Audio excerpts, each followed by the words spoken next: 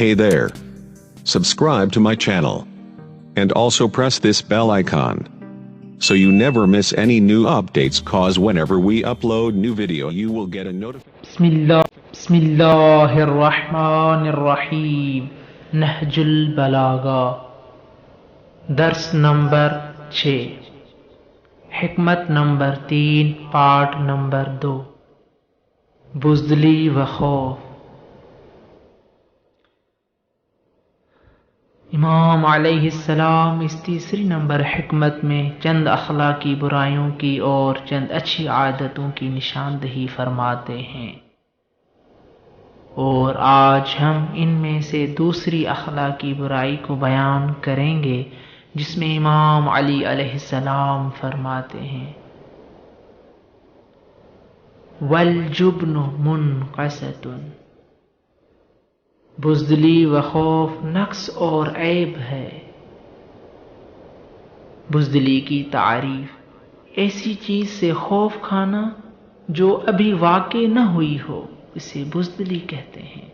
اور بزدلی کی دوسری تعریف یہ بھی کی گئی ہے دل کا ضعیف ہو جانا، یعنی دل کا خوف کھانا اس چیز سے جس میں حق یہ ہے کہ اس سے خوف نہ کھایا جائے، یعنی معمولی سی چیزوں میں بھی خوف کھانا، اس سے بزدلی کہتے ہیں.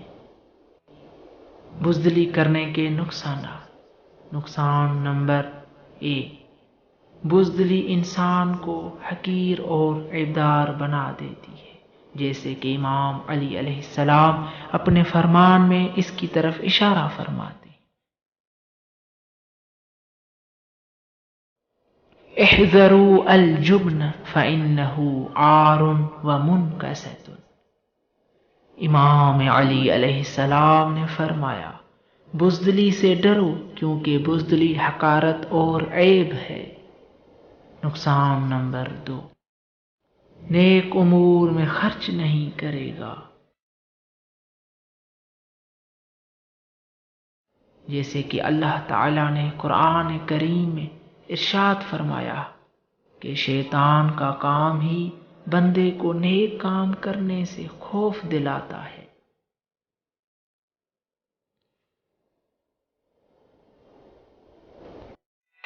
الشیطان یعدکم الفقر ویأمرکم بالفحشاء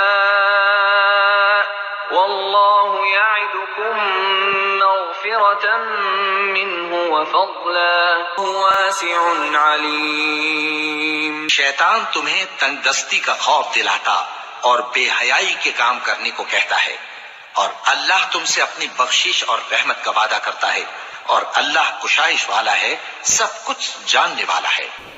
اور اس کے علاوہ اور بھی بزدلی کے نقصانات ہیں، لیکن ہم نے بطور مثال کچھ کو ذکر کیا ہے.